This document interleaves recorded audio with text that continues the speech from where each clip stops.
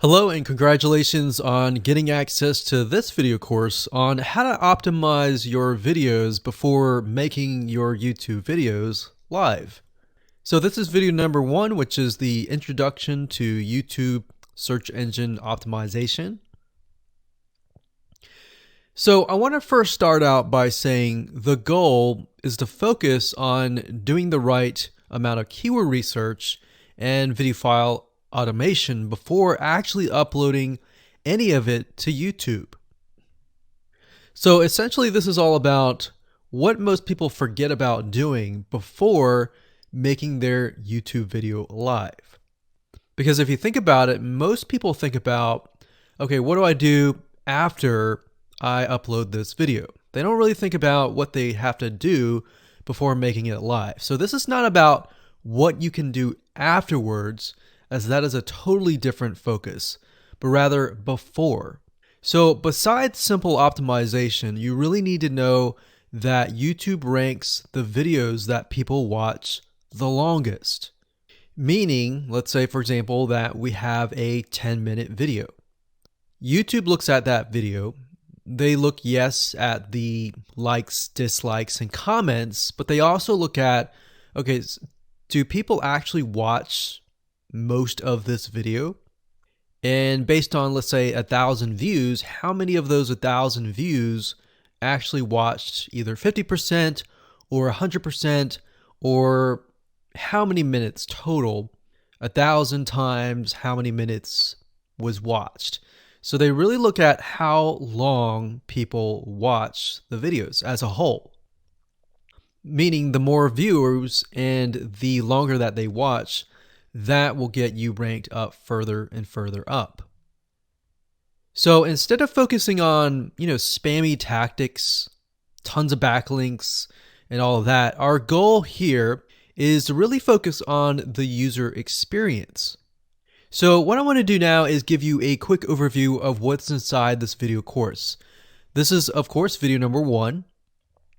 Video number 2 is going to be about competitive research, or in other words, researching your competitors to kind of get a better idea of why YouTube is ranking those videos. Video number 3, we'll talk about highly searched keyword terms and how you can find those for your product or service or whatever you're trying to promote. Video number 4, we'll talk about your title and your description.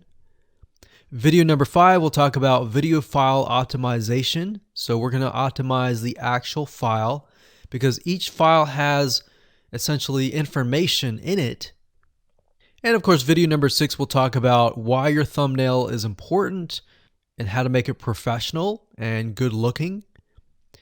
And video number 7, we'll talk about video length and why that matters. We talked briefly about it just now, but I'm going to dive in deeper in that video.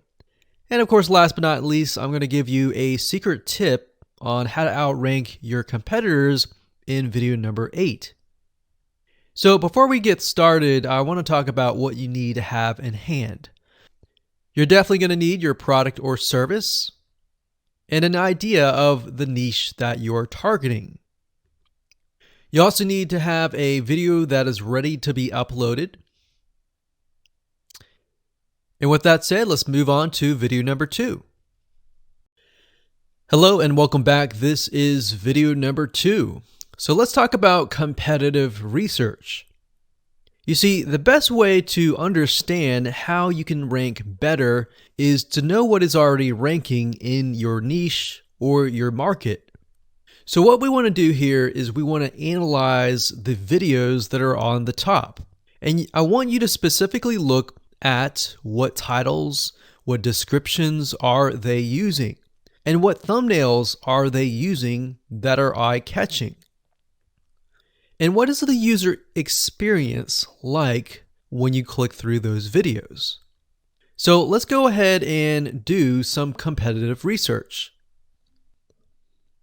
So for the sake of making sure that we find YouTube videos that actually relate to promoting a product, what I want to do now is just to pick a product out of the blue and let's take a look at YouTube. So one product that I've been using for a while now, which has been really, really awesome, is called the Instant Pot. It's basically a pressure cooker that cooks food at a really fast rate.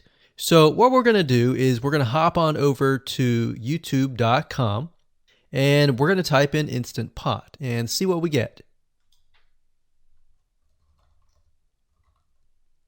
So I'm not going to click enter just yet because I'm interested in getting an idea of what kind of potential keywords that we could rank on, or what potential videos that we can create.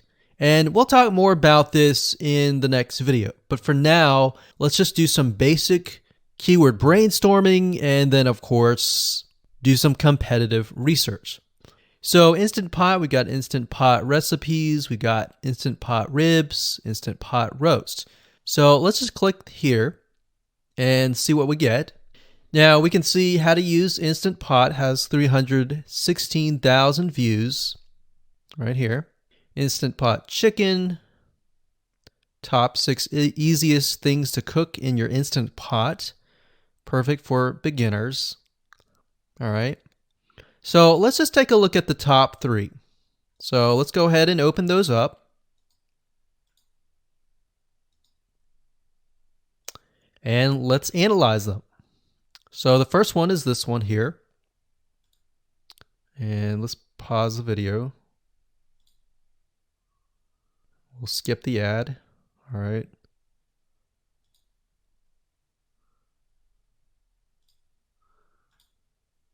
Okay, so how to use the Instant Pot 101 for beginners. So if we think about the type of audience that the Instant Pot attracts, it attracts somebody who has a busy life, who may be a beginner at cooking and just wants a quick and easy meal done fast.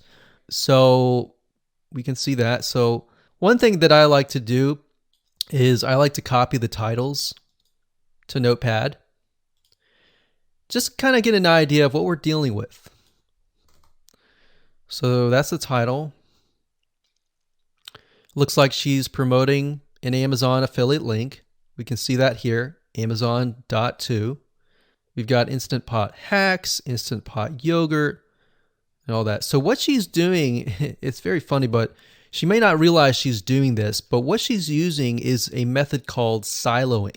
And she's basically telling YouTube, hey, not only do I have this video on Instant Pot, I've got Instant Pot hacks, yogurt, recipes, and other recipes. So let's just copy that in here. So that's video number 1. So we're going to rank it from video 1, video 2, and video 3. Let's scroll down a bit. We've got 373 comments. I will say when it comes to YouTube, they're looking for engagement. So comments is good, likes are good, even dislikes are good as well. Even though dislikes are bad from a human standpoint, it tells YouTube that there is engagement. All right. So sometimes we're going to be able to view, we can't do it here, but sometimes you'll actually be able to view more data. But for now, you can't hear. Now, we can actually dig deeper if we want to. So let's just take a look at Natural Brittany's YouTube channel. Because when you're doing competitive research on YouTube, it's not just that particular video. It's actually the whole YouTube channel as a whole, the authority that that channel holds. So she has 116,000 subscribers. Click on the videos. She has a good amount of videos that talk about anything, looks like from cooking, from budgeting, from grocery, a lot of very similar videos. So let's scroll down. And now let's go ahead and take a look at the second highest ranking video. So if we go back over to here, and this is the Instant Pot chicken, cook with me, meal planning, meal prepping, Sunday setup. So let's go here, take a look.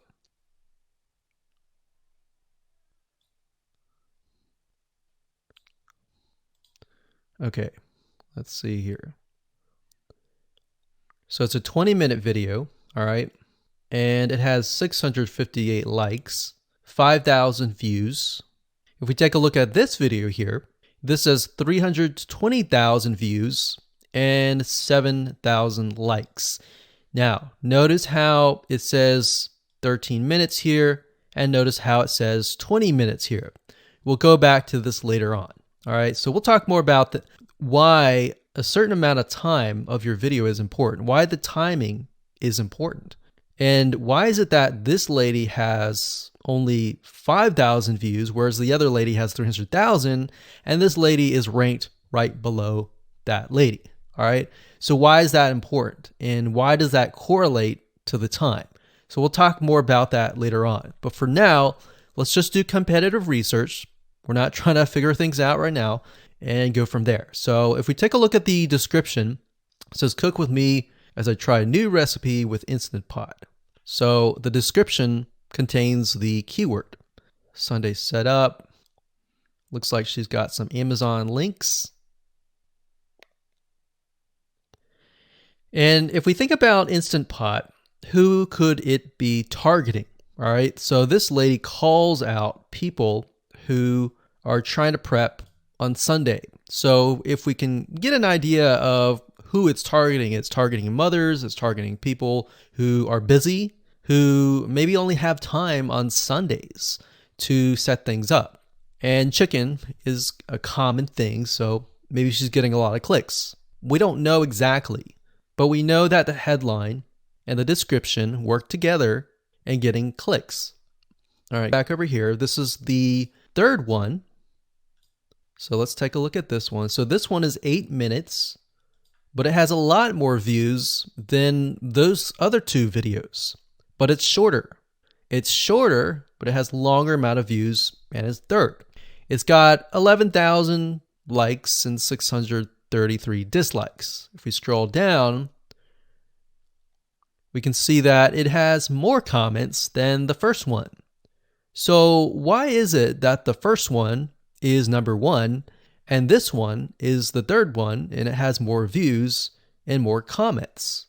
Well, we don't know exactly why, but I have a hunch as to why that is, which we'll talk more about ranking and what Google and YouTube is looking for later down the road.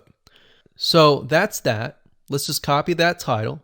And I'm going to go ahead and pause this video and we'll copy and paste that information to the notepad.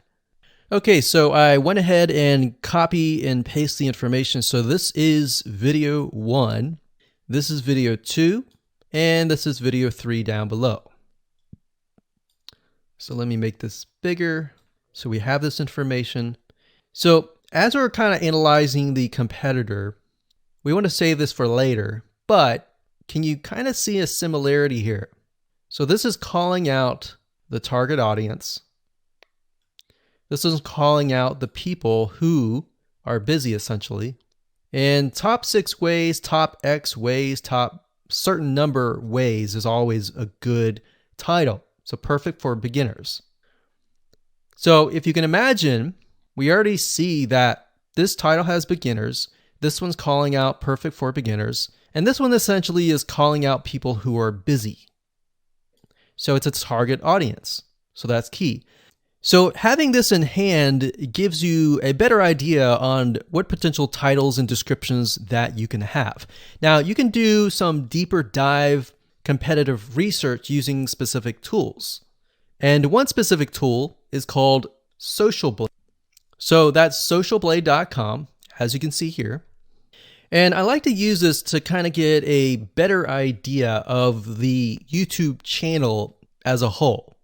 Because what you're trying to figure out is, did this person rank because their channel as a whole has a lot of traffic? Or did this person rank simply because of the titles and the description? So there's many factors that come involved, but let's take a look at Naturally Brittany. So let's go ahead and copy this. And you basically want to come here and type in the username of the YouTube channel. So we'll go ahead and click this here.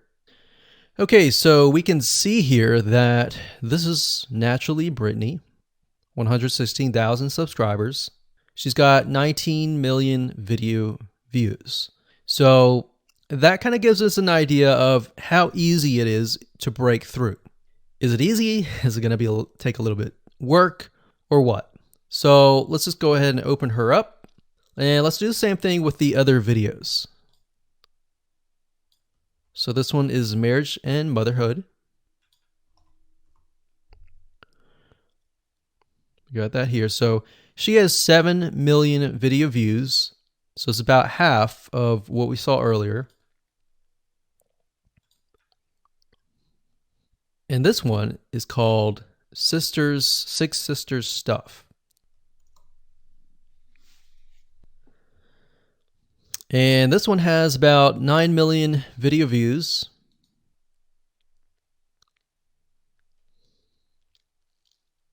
So right off the bat, we can see that if we were to rank on the keyword Instant Pot, it's going to take a lot to break through.